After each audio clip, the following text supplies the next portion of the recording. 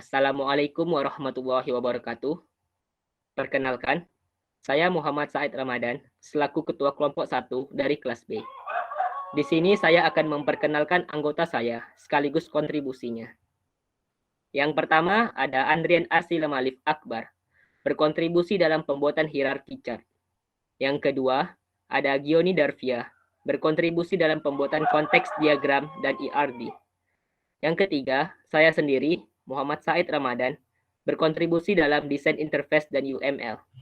Dan yang terakhir, ada Reski Rinaldi, berkontribusi dalam desain interface. Judul prototip kami yaitu Sistem Informasi Jadwal Kegiatan atau disingkat dengan JAK berbasis mobile dengan metode incremental. Oke, konteks diagram akan dijelaskan oleh Gioni Darvia. Bismillahirrahmanirrahim. Konteks diagram. Jadi JAK ini dibikin berbasis mobile menggunakan metode SDLC incremental model. Pertama-tama kita review kembali mengenai apa itu konteks diagram. Konteks diagram itu merupakan sebuah bagian level dari data flow diagram yang digunakan untuk menetapkan konteks serta batasan-batasan sistem pada sebuah permodelan.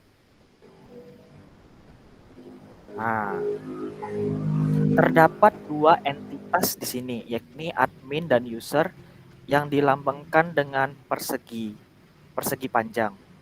Lalu yang lingkaran ini merupakan suatu proses. Lalu ada juga panah yang mengarah dari entitas ke sistem, itu merupakan input, dan sistem ke entitas merupakan output. User di sini, user dapat login ke dalam sistem JAK. Setelah pengguna atau user login, user tersebut dapat mengisi atau membuat jadwal kegiatan. Di sini user juga bisa mengubah, mengedit jadwal yang telah ia bikin tadi. Bahkan membatalkan ataupun menghapusnya dari jadwal. Misalkan jadwal tadi telah selesai, maka user tadi akan mendapatkan XP. Nah, XP tersebut digunakan untuk mengubah tema. Semakin banyak XP yang diterima atau didapatkan, semakin banyak pula tema JAK yang terbuka atau ter-unlock untuk digunakan. Artinya, user di sini bisa mengisi, mengubah, menghapus, mengkonfirmasi, membatalkan jadwal kegiatan tersebut.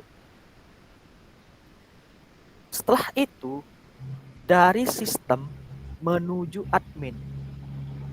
Nah, admin ini akan menerima informasi user dan kegiatan user, sehingga admin juga bisa login ataupun logout, serta memanajemen atau dikatakan mengelola kegiatan pengguna ke sistem jadwal kegiatan atau prototipe kami yang diberi nama JAK.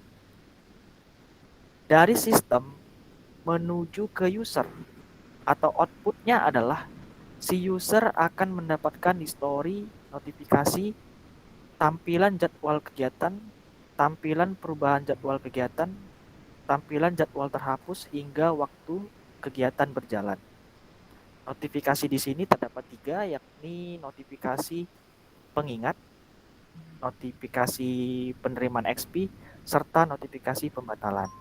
Baik, sekian penjelasan mengenai konteks diagram dari prototipe kami jadwal kegiatan atau JAK ini. Terima kasih. Baik, selanjutnya ada hierarki chart yang akan disampaikan oleh Andrian Arsila Malif Akbar. Pada Andrian dipersilakan. Assalamualaikum warahmatullahi wabarakatuh. Baiklah, di sini saya akan menjelaskan mengenai hierarki chart. Jadi, struktur hierarki ialah level atau tingkatan untuk melihat data dalam sistem database dan diwujudkan dalam permodelan data dengan sejumlah konsep yang dapat digunakan untuk membuat deskripsi dalam sebuah basis data. Di sini, mulai dari level tertinggi yaitu HIT 0, yaitu adalah sistem JAK. Untuk level pertama, terdapat jadwal, statistik, dan profil. Untuk level kedua, terdapat tugas, login atau ganti akun, tema, pengaturan, dan logout. Kemudian untuk level ketiga terdapat sinkronisasi akun, bahasa, tentang, dan gaya font. Sekian untuk hierarki card sistem Jack berbasis mobile ini. Oke, selanjutnya yaitu tampilan prototype yang akan dijelaskan oleh saya sendiri, Muhammad Said Ramadan, dan Rizky Rinaldi. Yang pertama, jika user membuka aplikasi, maka tampilan yang awal muncul yaitu adalah tampilan sebagai berikut. Yang mana di dalam tampilan itu ada nama Jack dengan logo tugas. Selanjutnya, jika aplikasi telah terbuka, maka akan muncul menu utama yaitu menu jadwal. Jika menu jadwalnya masih kosong, maka akan tampil seperti tampilan yang ada di layar. Yang mana di sebelah atas kiri ada nama Jack, terus di atas sebelah kanan ada tombol buat, dan yang ada di sini yaitu ada gambar orang sedang mengerjakan tugas, dan di bawahnya ada pesan, tidak dapat menemukan tugas, klik tombol buat untuk membuat tugas. Jika tombol ini ditekan, maka akan masuk ke forum buat tugas. Yang mana di forum buat tugas ini ada judul tugas, yang mana user bisa menginputkan tugasnya. Terus ada pilih tanggal dengan format tahun, bulan, dan hari. Selanjutnya ada atur waktu mulai, di mana ada jam dan menit, dan atur waktu berakhir dengan format yang sama. Terus di bawah ini ada catatan. Pengingat akan diaktifkan 5 menit sebelum Anda memulai tugas. Yang artinya, jika tugas Anda akan dimulai dalam 5 menit ke depan, maka pengingat telah diaktifkan. Ini bertujuan agar user tidak terlambat dalam mengerjakan tugasnya. Selanjutnya yaitu ada di bawahnya ada setiap 10 menit akan mendapatkan 5 XP. Maksud di sini, jika user telah menyelesaikan tugas selama 10 menit atau kelipatannya, maka user akan mendapatkan XP 5 XP atau bisa kelipatan dari 5 XP itu. Dan jika tugas itu telah selesai, maka user bisa menyimpannya dengan klik tombol simpan. Terus ini adalah tampilan menu jadwal setelah ada tugas. Di sini yang paling atas yaitu yang sedang berlangsung, yang mana ditandai dengan tulisan berwarna merah, yang di sampingnya ada tombol centang, dan di sampingnya ada tombol hapus. Di tombol centang ini adalah tombol untuk mengkonfirmasi tugas. Yang sebelah kanannya itu tombol untuk menghapus. Terus yang di bawahnya itu adalah tugas yang akan berlangsung atau yang sedang pending, yang mana ditandai dengan warna tulisan hitam, yang di sampingnya ada simbol pensil yang berfungsi untuk mengedit dari tugas tersebut. Dan di sampingnya juga ada simbol tong sampah yang mana untuk menghapus. Terus yang paling bawah itu ada tugas yang telah berakhir, yang mana ditandai dengan tulisan berwarna putih, dengan tombol di samping kanannya itu ada tong warna merah yang berfungsi untuk menghapus.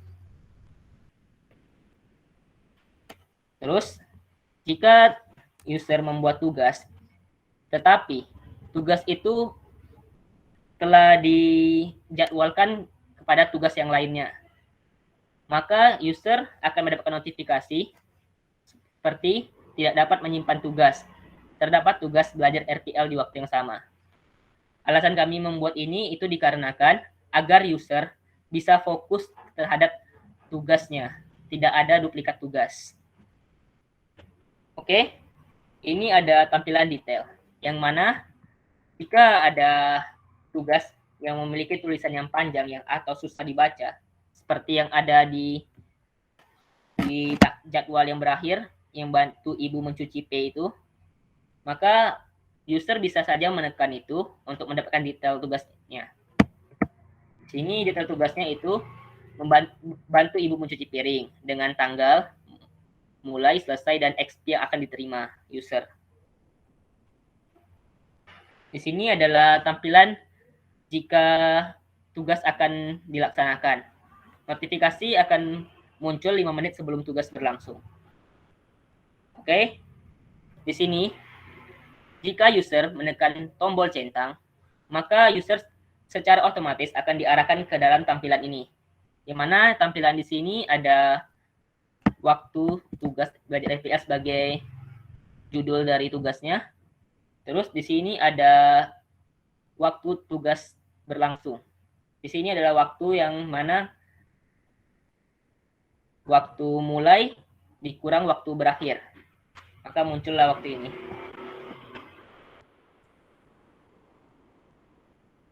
Jika user merasa tugasnya telah selesai sebelum waktu itu, user bisa saja menekan dengan tekan tombol selesai, di mana akan muncul notifikasi seperti berikut. Apakah kamu yakin telah menyelesaikan tugas? Jika user merasa yakin, maka user bisa menekan ya. Jika user tidak merasa yakin, user bisa membatalkannya dengan menekan tidak. Jika user telah selesai menyelesaikan tugasnya, maka akan tampil notifikasi. Selamat, Anda telah berhasil menyelesaikan tugas tepat waktu. Anda menerima imbalan sebesar 30 XP. XP di sini berdasarkan waktu user menyelesaikan tugas, yang mana ini kelipatan dari 10 menit. Jika 10 menit dapat 5 XP, maka jika 30 XP berarti user telah menyelesaikan selama 1 jam. Oke, di sini user juga bisa mengedit tugas. Edit tugas dilakukan jika user menekan tombol yang ada pensil ini. Jika pensil ini ditekan, maka akan muncul forum edit tugas, yang mana judul ini tidak bisa diganti. Yang hanya bisa diganti yaitu tanggal, jam. Itu saja. Oke, selanjutnya untuk tampilan menu statistik akan dijelaskan oleh Reski Rinaldi. Pada Reski Rinaldi dipersilakan. Baiklah, saya akan melanjutkan presentasi mengenai statistik. Di sini ada tampilan tugas yang telah diselesaikan sebanyak 15, tugas yang gagal diselesaikan sebanyak 5. Dan di bawahnya ini adalah presentasinya. Jika kotak berwarna hijau adalah tugas yang berhasil dikerjakan dan kotak berwarna merah tugas yang gagal dikerjakan. Nah, di sini ada tampilan login untuk menyimpan perubahan. Di sini masih level 1 karena belum menyelesaikan tugas-tugas. Di sini juga ada tampilan tema, pengaturan.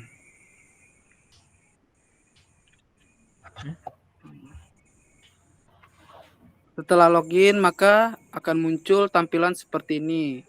Contohnya Bude Asep. Gini. Sudah level 3 karena sudah beberapa kali menyelesaikan tugas yang telah dibuatnya. Di sini juga ada tema pengaturan logout. Jika kita klik pengaturan, maka akan muncul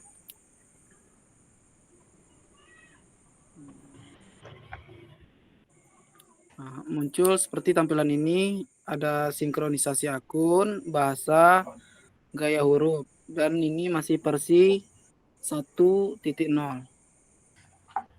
Dan jika kita ingin mengganti tema, maka klik tema, maka akan muncul tampilan ini. Jika ingin mengganti tema yang baru, kita harus menyelesaikan level 5. Dan untuk mendapatkan level 5, kita harus banyak mengerjakan tugas-tugas dan mendapatkan XP-nya agar terbuka ke tema berikutnya. Mungkin hanya itu penjelasan untuk interface kali ini. Demikianlah presentasi kami pada hari ini. Terima kasih atas waktunya. Bila ada salah kata, kami mohon maaf. Kami akhiri dengan Assalamualaikum warahmatullahi wabarakatuh.